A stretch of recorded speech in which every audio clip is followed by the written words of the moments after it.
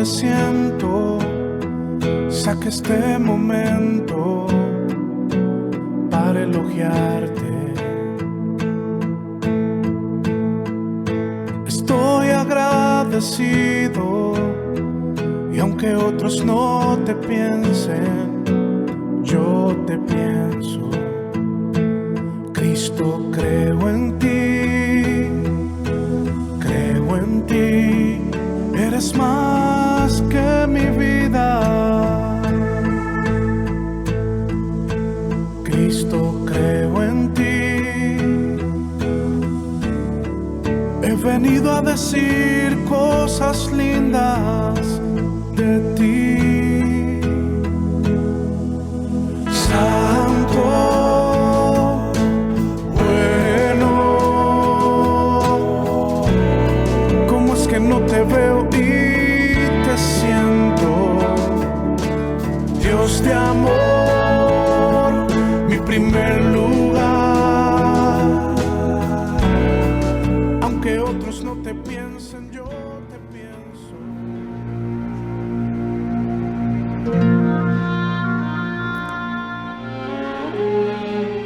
Y poderoso es Dios para hacer que abunde en vosotros toda gracia, a fin de que, teniendo siempre en todas las cosas todo lo suficiente, abundéis para toda buena obra.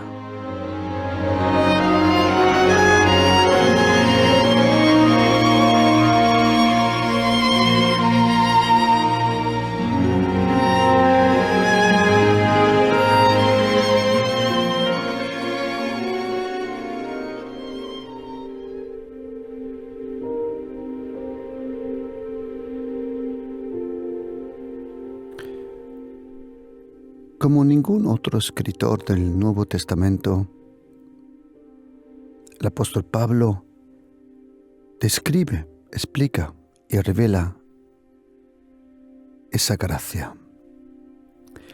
La gracia que él experimentó. El apóstol Pablo, cuando la primera vez que le vemos y le encontramos en la Biblia le llama Saulo de Tarso. Alumno en un seminario, una escuela rabínica de fariseos, con su gran maestro Gamaliel. Judío circuncidado al 8º día, seguramente conociendo gran parte de lo que nosotros conocemos como Antiguo Testamento. El apóstol Pablo lo conocía de memoria. El problema es que cuando tú sabes mucho, sabes que en verdad sabes poco. Contra más uno aprende, uno más se da cuenta lo mucho que todavía no conoce. Y cuando Saulo de Tarso tuvo ese encuentro en camino a Damasco, persiguiendo a aquellos que eran del camino, porque la Biblia le llama a los cristianos al principio los del camino. Jesucristo le llamó discípulos, amigos, hermanos. Pero los discípulos de Jesucristo eran conocidos como los del camino. ¿Cuál camino? El camino era una persona, Jesucristo. Él dijo que Él era el camino, la vida, la verdad, la luz, el pan del cielo. Y cuando el apóstol Pablo, o mejor dicho en aquel momento, Saulo de Tarso, buscando, persiguiendo a aquellos que eran judíos, pero esos judíos de repente habían dicho que el prometido ya había venido, y que ese prometido, ese Mesías, era un carpintero de Galilea, un carpintero que había crecido en Nazaret. Su nombre, Yeshua, Jesús de Nazaret. Y sus discípulos decían que no solo era el Mesías, sino que también aquel que murió en aquella cruz, condenado por Poncio Pilatos, el imperio romano y las autoridades de los judíos, que había resucitado, que el tercer día había resucitado. Y esos discípulos también decían que se había cumplido una promesa, la promesa que Dios iba a derramar su espíritu sobre toda carne. Es interesante que Dios el Padre derrama su espíritu sobre toda carne y no sobre todo espíritu. Nuestra carnalidad, nuestra carne, nuestro ser humano nos cualifica para que Dios el Padre pueda derramar a su Santo Espíritu sobre nosotros.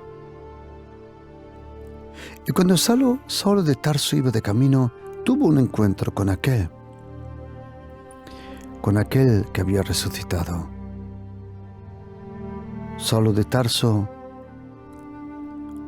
se fue a Damasco, luego 3 años a Arabia, poco tiempo en Jerusalén, y luego regresó por unos cuantos años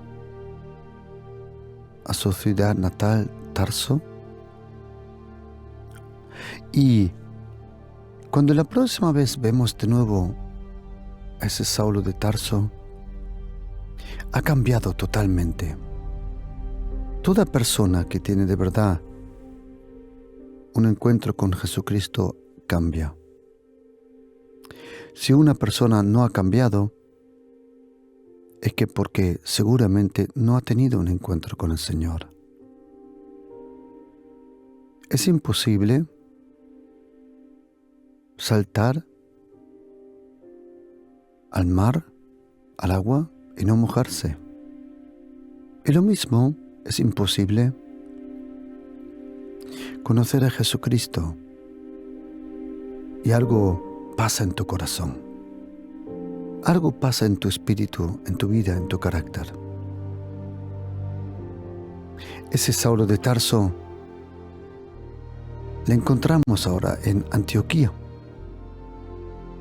En lo que hoy es Turquía, había una ciudad, Antioquía, ministrando en la iglesia. Él acompañó a un hombre llamado Bernabé, o como dice originalmente Barnabás, el hijo de la consolación. Con el tiempo, este Saulo de Tarso creció tanto en su vida, en su carácter, en su ministerio, que su nombre ahora es Pablo de Tarso. Saulo es uno de los nombres que se puede traducir como el grande, y Pablo significa el pequeño. Si tú quieres que Jesucristo sea grande en tu vida, tú y yo tenemos que ser pequeños. Entonces Jesucristo es grande en nuestra vida. Y entonces Pablo, Saulo de Tarso, empezó a viajar, predicando el Evangelio de Jesucristo, de su reino, y el Evangelio de la gracia. Muchas iglesias fueron edificadas, muchas congregaciones recibieron vida. El apóstol Pablo empezó a escribir cartas. Y en esas cartas que nosotros hoy gracias a Dios podemos aprender y podemos reconocer lo que predicaba el apóstol Pablo. Y su mensaje central era Jesucristo, la justificación por fe, el perdón de los pecados, el Evangelio de la gracia. El apóstol Pablo visitó a una ciudad llamada Tesaloniki. Estuvo 3 semanas en esa ciudad. Y más no fue necesario porque esa ciudad de Tesaloniki no era como la ciudad de Corinto, donde el apóstol Pablo permaneció 1 año y 2 meses. Cuando el apóstol Pablo, él fue a la ciudad de Tesaloniki, nadie puso en duda que el apóstol Pablo era enviado por el Señor. ¿Qué pasó? Que en poco tiempo el Señor pudo hacer una obra impresionante allí en Tesaloniki. En Corinto, donde habían divisiones, discusiones, quién era el más grande y quién era el mejor predicador, quién tenía la mejor doctrina,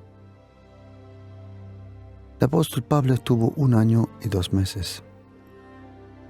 Pero no se podía comparar nada con lo que el Señor hizo en 3 semanas en Tesaloniki. Allí aprendemos que donde hay obediencia y fe y hambre en Dios, las cosas van bien y van rápido. Y a donde se discute, donde hay odio, división, nada sucede. Y a una de esas iglesias, a la iglesia de Corinto, ahí el apóstol Pablo le escribe. Y en su segunda carta, en capítulo 9, versículo 8, encontramos este impresionante versículo. El apóstol Pablo, como un hombre muy religioso, él era judío. Conocía los mandamientos, los 10, más todos los otros mandamientos. Él conocía lo que significaba guardar el Shabbat o las fiestas judías. Pero cuando tuvo un encuentro, cuando él tuvo ese encuentro con Jesucristo de Nazaret, este hombre cambió completamente, absoluto. No solo como era, sino primordialmente lo que pensaba y lo que quería. Y cuando él escribe aquí a la iglesia de Corinto y dice que Dios es poderoso para hacer abundar en vosotros toda gracia, ¿de qué gracia estaba hablando el apóstol Pablo?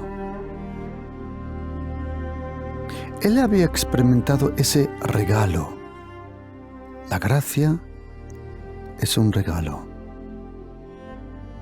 Que todo lo que nosotros no podemos alcanzar con nuestras propias fuerzas, nuestro propio esfuerzo, religión o lo que sea, ya que no lo conseguimos, ahí Dios el Padre, Él nos ofrece ese regalo. ¿Y cómo uno puede recibir el regalo de Dios? Recibiendo a su Hijo Jesucristo. Dios el Padre, en el momento que tú recibes a su Hijo Jesucristo como Salvador, como Señor, y tú crees y sabes que Él murió por nuestros pecados y resucitó el tercer día, cuando tú recibes a Jesucristo en tu corazón, en ese momento Dios el Padre te hace un regalo. Ese regalo se llama la gracia. Y en esa gracia tú naces de nuevo. En esa gracia el Señor te perdona. En esa gracia su Espíritu viene sobre tu vida. El apóstol Pablo casi todas sus cartas empieza escribiendo: la gracia esté con vosotros, y se despide: la gracia esté con vosotros. ¿Qué significaba para el apóstol Pablo la gracia? Que todo lo que él pretendía alcanzar a través de la religión de los judíos, que es la única religión que más se acerca a la verdad. En sí mismo la religión no tiene verdad, pero si hay alguna que está más cerca que todas las otras, la religión, las costumbres y las leyes de aquellos que son llamados judíos, hebreos. ¿Por qué? A ellos Dios el Padre le dio los mandamientos. Esos mandamientos que en Salmo 12, versículo 6 dice: sus palabras son 7 veces purificadas. Y los mandamientos de Dios son como un espejo. Te enseñan cómo eres, pero no te pueden cambiar. Porque un espejo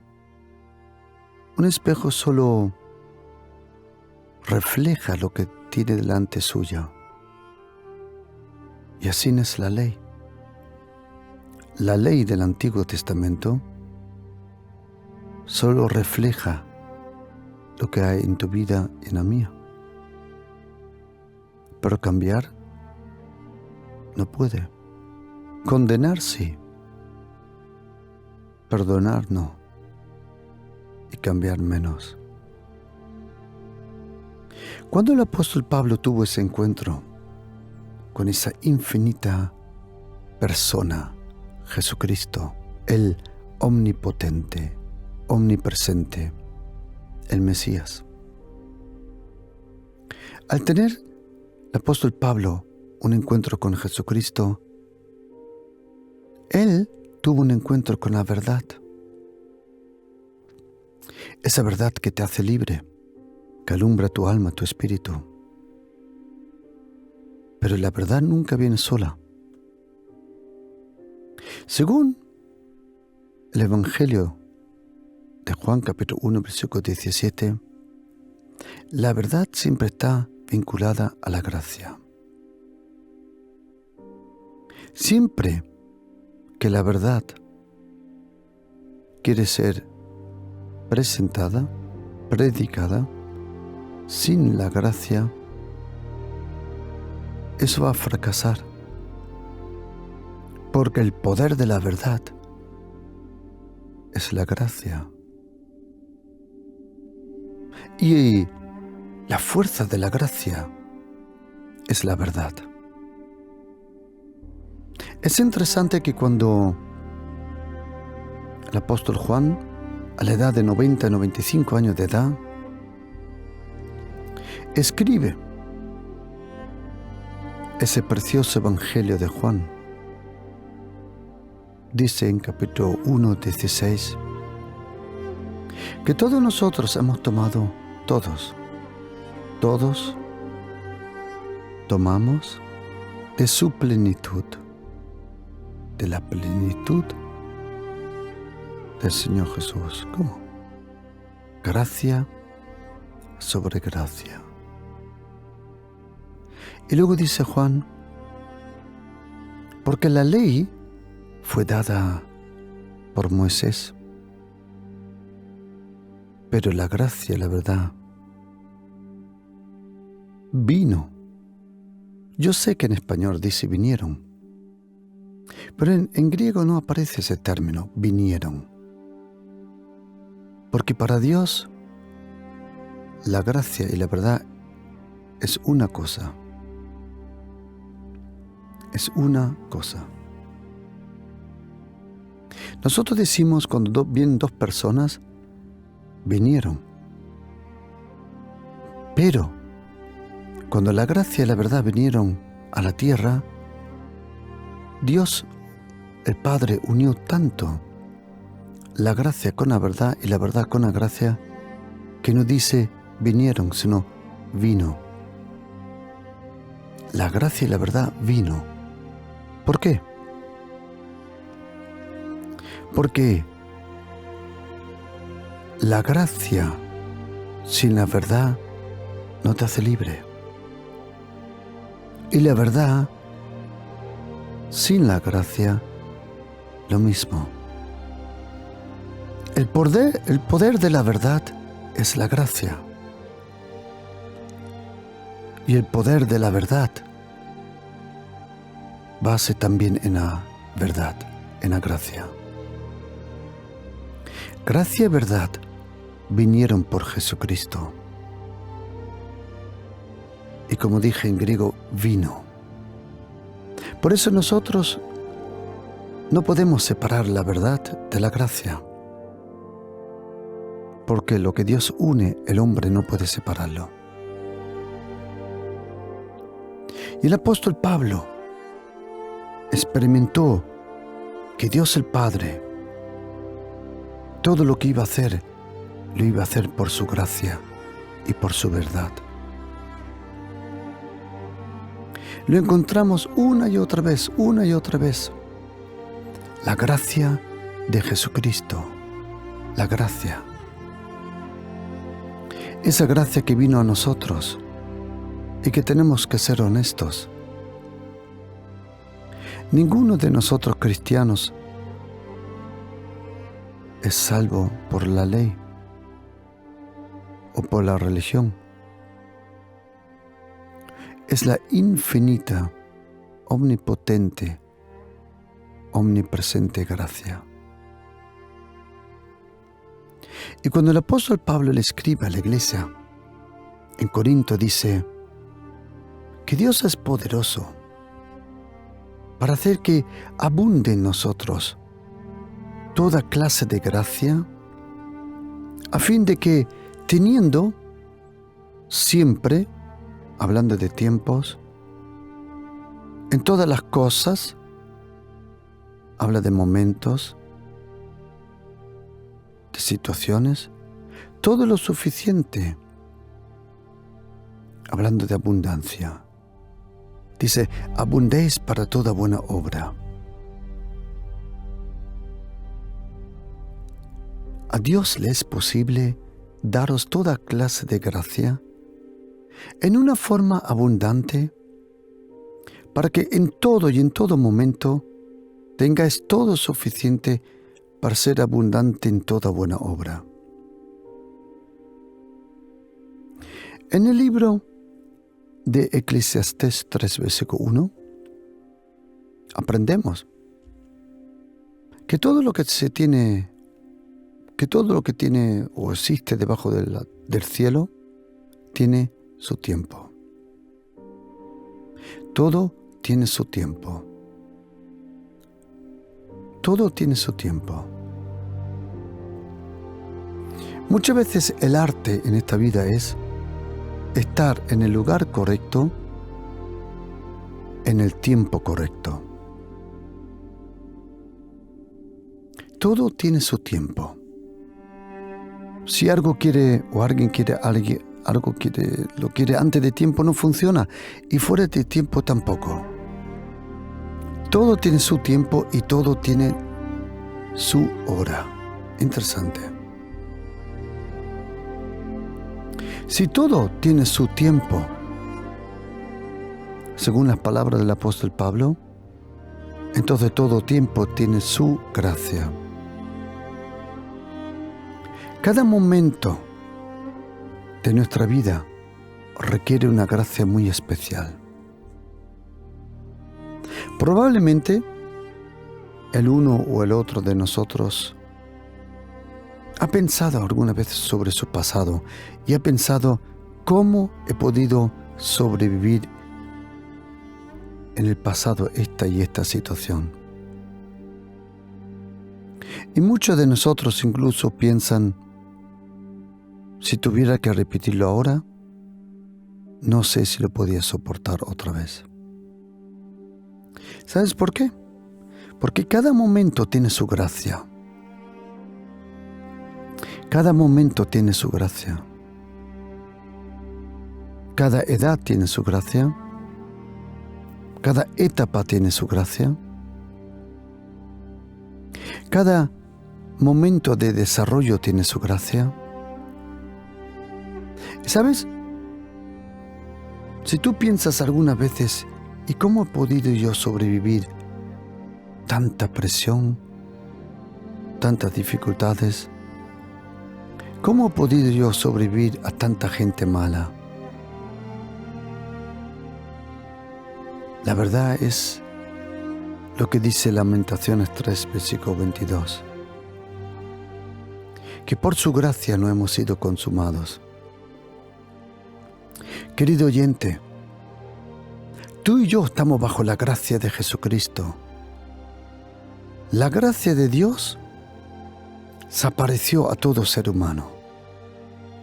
No todo ser humano dice sí a la gracia, pero la gracia, generosa como es en Cristo Jesús, se ha aparecido, manifestado a todo ser humano. Como dice el apóstol Pablo, escribiendo a Titus capítulo 2, 11. La gracia de Dios se ha manifestado para salvación a todos los hombres. Todo ser humano, en algún momento, como dice Job, tuvo un encuentro con la gracia. Pero no todos dicen sí a la gracia y dicen sí a ese regalo. A un regalo tú nunca puedes ser obligado. Te pueden ofrecer el regalo. Y mi pregunta es, ¿quieres recibir ese regalo? El regalo de la gracia, que tiene todo lo suficiente para todo momento, para toda obra. Y si tú te preguntas, ¿cómo he podido yo sobrevivir todos esos tiempos? Es porque en Lamentaciones 3, versículo 22 dice, por su gracia no hemos sido consumados. Sin saberlo, la gracia de Dios, enviada por su amor, su cariño, la vida de su Hijo Jesucristo, sin que tú y yo nos dimos cuenta, en el pasado nos protegió. Porque cada momento, cada situación y cada etapa requiere su gracia especial.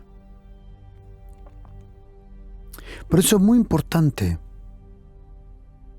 pedirle al Señor que Él te dé más de su gracia. Que Él demuestre, que Él muestre su gracia. Esa abundante riqueza de la gracia de Jesucristo, como dice Salmo 85, versículo 7, muéstranos tu gracia. Y dice, en Salmo 25, versículo 10, dice que todo lo que hace Dios lo hace a través de su gracia y de su verdad. Todo lo que no es por fe, dice a nosotros cristianos, en Romanos 14, 23, todo lo que no es por fe, es pecado. Y todo lo que no es por la gracia es por la carne. Por eso nosotros necesitamos ese regalo, esa revelación con la gracia. No quites la gracia. Pon tus ojos en aquel que dice la Biblia, que es el autor y el consumador de la fe. La fe en Jesucristo es un regalo. La fe en Jesucristo tiene tanto poder y tanta fuerza.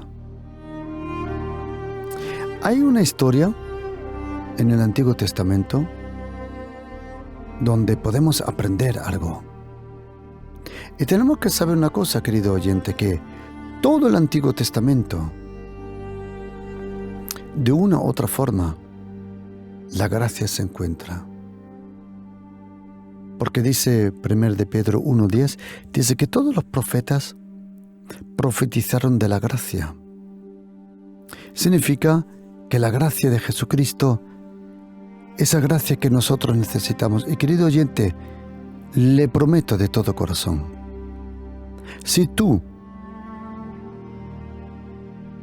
adaptas, comprendes, oras, arrebatas y le pides al Señor que Él demuestre la gracia. Queridos, ¿por qué la gracia de Jesucristo tiene tanto poder? ¿Por qué? Porque la gracia de Jesucristo es la vida de la resurrección. La gracia de Jesucristo es la única vida a la cual Satanás nunca tuvo acceso. La gracia de Jesucristo es la vida que venció todo poder diabólico. Queridos, hay un poder en la gracia de Dios que es impresionante. Hay una fuerza, hay un poder. Siempre que tú y yo nos falten las fuerzas, o déjame explicarlo de otra forma. En tus momentos más difíciles, en tus momentos más débiles, en tus momentos más desesperados, es cuando la gracia demuestra el poder de la vida de Jesucristo. La gracia de Jesucristo fue creada, enviada para gente como tú y yo, que no siempre somos fuertes. La gracia es la vida del Nuevo Testamento. La gracia es la vida bajo el perdón de Jesucristo. Queridos, es impresionante la fuerza que tiene la gracia de Jesucristo. Proclama la gracia. Pídele a Dios que demuestre su gracia. Pero es difícil explicar la gracia a personas que creen que no la necesitan. Me acuerdo de haber hablado con hermanos y hermanas de Centro de Sudamérica cuando le conté del frío que hacía en Alemania y de la nieve, y que en Noruega yo he visto hasta 3 metros de altura de nieve, 3 metros. En Rumanía, en los Carpates, he visto el bosque completo lleno de nieve. Es impresionante. Y los hermanos de Centro Sudamérica, algunos me oían, pero no me comprendían, porque nunca tocaron la nieve. Pero un día vino un tiempo que le llamaron la Filomena, si no me equivoco. La Filomena. ¿Y qué pasó? que nevó muchísimo en Madrid. Y muchos de aquellos que me habían oído hablar del frío, de la nieve, ahora por primera vez tuvieron un encuentro con la nieve. Se echaban en la nieve, hacían fotos en la nieve, publicaban por Instagram, por Facebook, cómo ellos saltaban a la nieve. Pregunta: ¿tenía que yo explicarle a alguno de ellos después lo que era la nieve? No, porque experimentaron la nieve. Lo mismo es la gracia. Si no experimentas la gracia de Jesucristo, la persona de Jesucristo, porque la gracia, lo mismo que la luz, y lo mismo que la vida, lo mismo que el camino, es una persona. La verdad es una persona.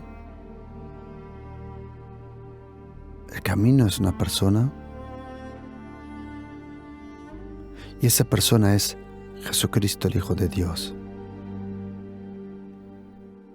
La gracia en primera línea no es una teología. ¿Se puede explicar teológicamente? Bueno, se puede intentar. ¿O es una doctrina? También. También se puede explicar un poco doctrinal o dogmáticamente.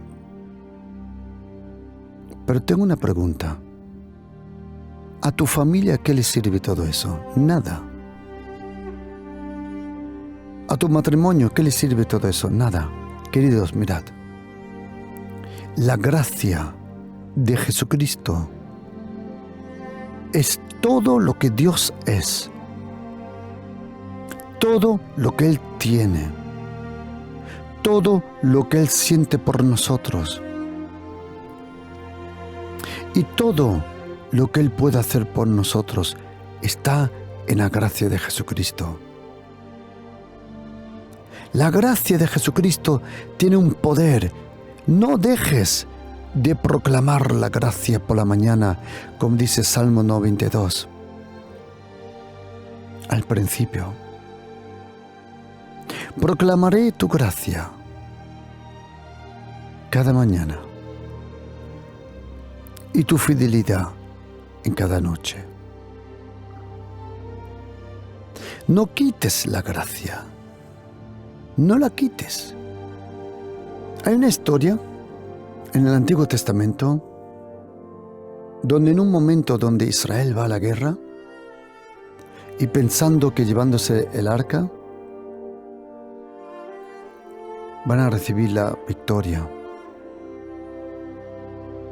Pero ¿sabes qué? Si tu corazón no está bien, todo lo otro no te sirve nada.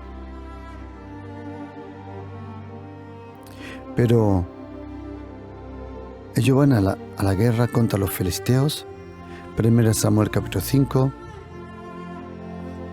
y capítulo 6. Y entonces pierden la batalla.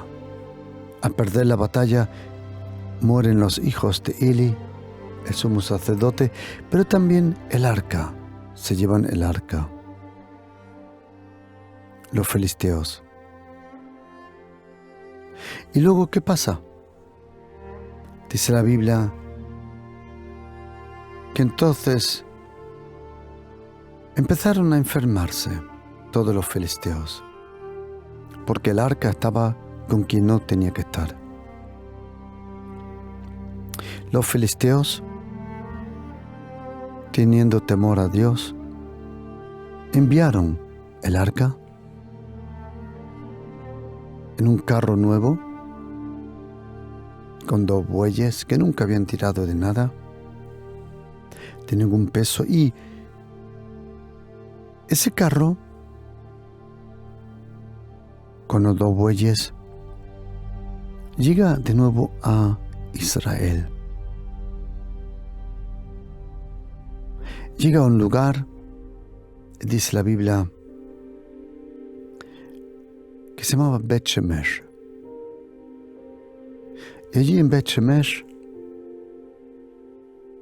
la gente estaba trabajando. Y tomaron el carro cuando lo vieron, las 2 vacas. Y dice la Biblia que cogen las vacas, el carro, hicieron un holocausto. Pero cuando cogen el arca, y ahora viene un detalle muy interesante, tienes que saber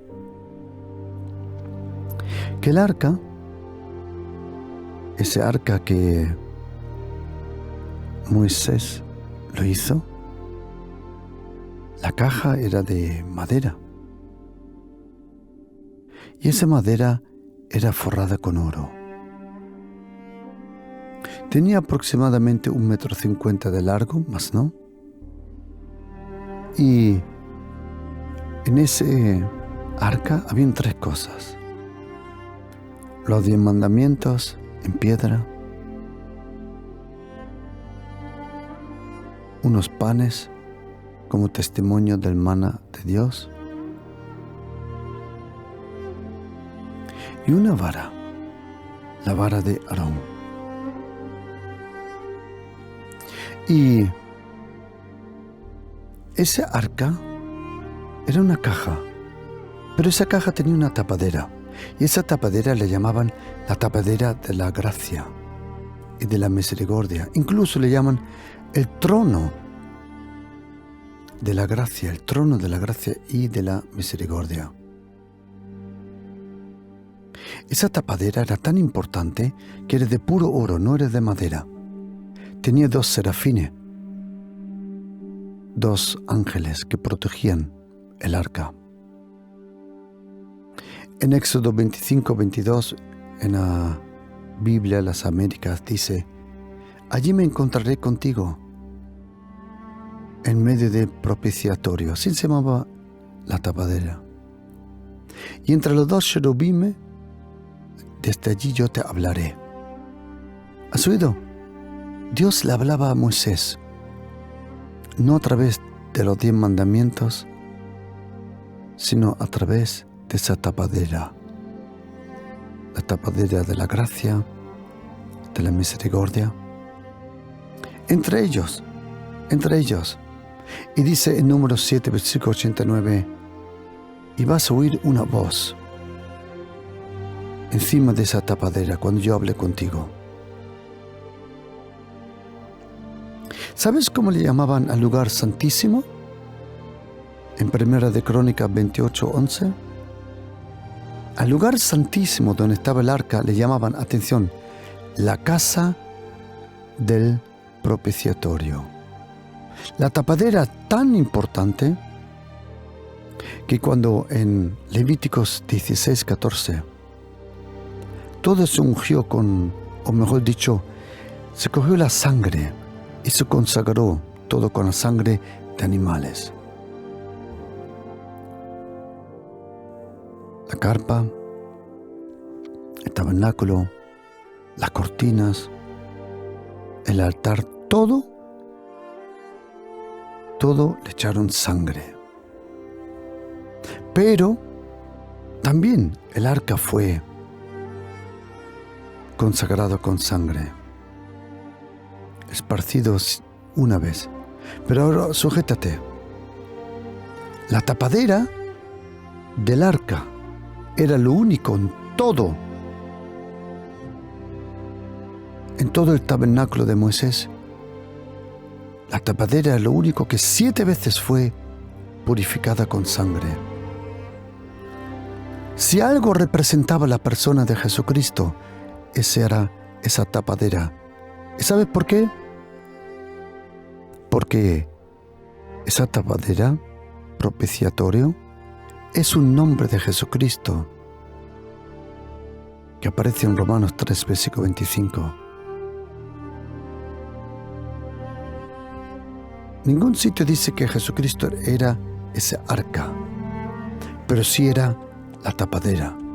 porque era la tapadera de la gracia. Y cuando esa gente en Bet Shemesh, dice la Biblia, sacrificaron a los animales, pero en el carro lo quemaron. Dice la Biblia que ellos cogieron el arca, hicieron una cosa que se encuentra en la película En busca del arca perdida, Indiana Jones. Muchos de nosotros conocen esa película, Indiana Jones, la primera parte, donde Harrison Ford, él es Indiana Jones. Y en esa primera parte podemos ver cómo los nazis alemanes buscan ese arca. Y en la película, cuando encuentran el arca, abren la tapadera. Yo creo que muchos de vosotros os acordáis. ¿Qué es lo que pasó? Que esta gente de Bet Shemesh, ellos fueron la inspiración para esa escena. Steven Spielberg, que es judío, luego en una de sus charlas da a conocer que fue inspirado por el 1 Samuel capítulo 6, cuando la gente de Bet Shemesh quitó la tapadera. Dice la Biblia que murieron muchos. Pregunta, querido oyente, ¿por qué murieron tanta gente en Israel cuando echaron al lado, quitaron la tapadera? ¿Sabes por qué? Porque quitaron la gracia para mirar la ley. Y si tú quitas la gracia, la pones de lado, lo que la ley te transmite, no lo soportas. ¿Sabes lo que la ley te transmite? Como dije, la ley es un espejo. Y solo refleja lo que se le pone enfrente. La ley refleja toda tu maldad y mi maldad. Y eso tú y yo no lo soportamos. Y sabes, siempre que quitamos la gracia, queridos, cuando leo ahora la Biblia, y cuánto me encanta leer la Biblia, cuando llegué a 1 de Pedro 1, versículo 10, que dice que todos los profetas profetizaron de la gracia. Y sabe, querido oyente, no sé cuántas veces he leído la Biblia, honestamente no lo sé. No lo sé. Partes de la Biblia la habré leído unas 30 veces, 40 veces, completa. Pero partes de la Biblia la he leído 200, 500 o 1000 o 2000 veces, no lo sé. Honestamente, ¿por qué no? Porque todos los días estoy leyendo la Biblia. Pero cuando leí 1 de Pedro 1:10, que dice que todos los profetas profetizaron de la gracia, el Señor puso en mi corazón de leer ahora la Biblia completamente de nuevo, bajo el aspecto de la gracia. La gracia. Leer la Biblia, descubrir la gracia de Jesucristo. ¿Y sabe lo que descubrí en Titus capítulo 2:11? Que la gracia nos enseña a vivir piadosamente. Nadie cambia porque tú le lees la ley.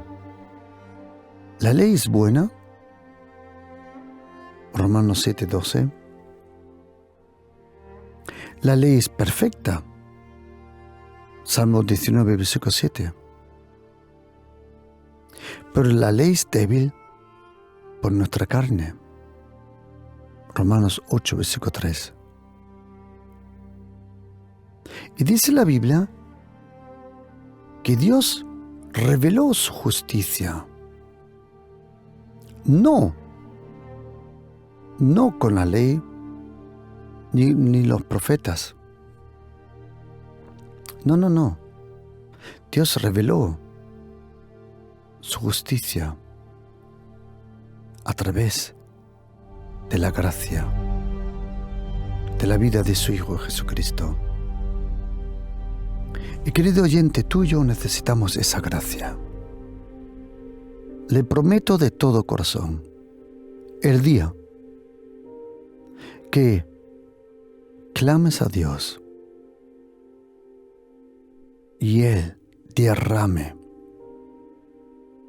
esa infinita, poderosa gracia sobre tu vida. Porque tenemos que ser honestos, queridos. ¿Quién de nosotros cristianos fue salvo porque ha leído la Biblia completamente y luego fue salvo? ¿O quién fue salvo porque cumplimos los mandamientos? Nadie. Nosotros fuimos por su gracia salvos cuando todavía no sabíamos nada. Pero yo no sé por qué algunos por la gracia entran al reino, pero luego se convierten en gente legalista, religiosa. Tenemos que tomar de su gracia. Tenemos que proclamar la gracia. Y como dice en 2 carta de Corintios 9:8, Dios es poderoso que te puede dar la gracia para ese trabajo, la gracia para tu familia, la gracia para tu relación con tu esposa, hijos, hija. La gracia de Jesucristo es impresionante. Querido, por eso tienes que proclamar la gracia, arrebatar la gracia, porque la gracia, lo mismo que el reino, están en la palabra de Dios. Y la gracia y el reino se experimentan en la presencia de Dios. Por eso tú y yo tenemos que pedirle al Señor que nos dé más de su gracia. Día a día. Gracia sobre gracia. Y quiero hacer una oración contigo y invitarte. Y te pido una cosa. Vamos a orar ahora por lo más difícil que haya en este momento en tu vida. Y no como muchas veces me llaman, pastor, ore por mi primo, mi prima. No, eso no es lo más difícil. Hay cosas mucho más difíciles en tu vida. Todos nosotros tenemos algo personal que nos lleva casi a la desesperación. ¿Y sabes qué, querido oyente? Vamos a hacerlo. Tú y yo. Vamos a pedirle al Señor ahora, como dice Salmo 85:7, que Él demuestre su gracia. Y di conmigo, querida, di conmigo. Querido Padre,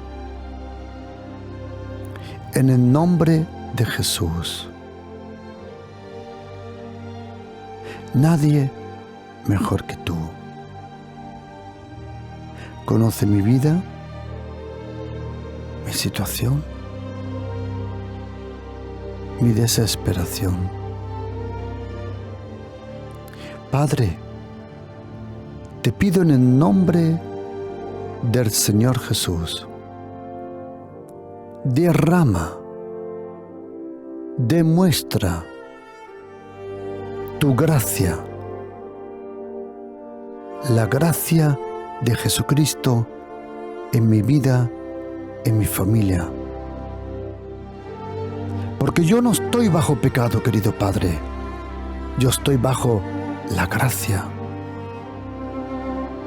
Padre, yo proclamo en el nombre de Jesús, gracia sobre gracia en mi vida. Y te doy las gracias, Padre, que ahora, en el nombre de Jesús, tú vas a mostrar la gracia de Jesucristo en mi vida.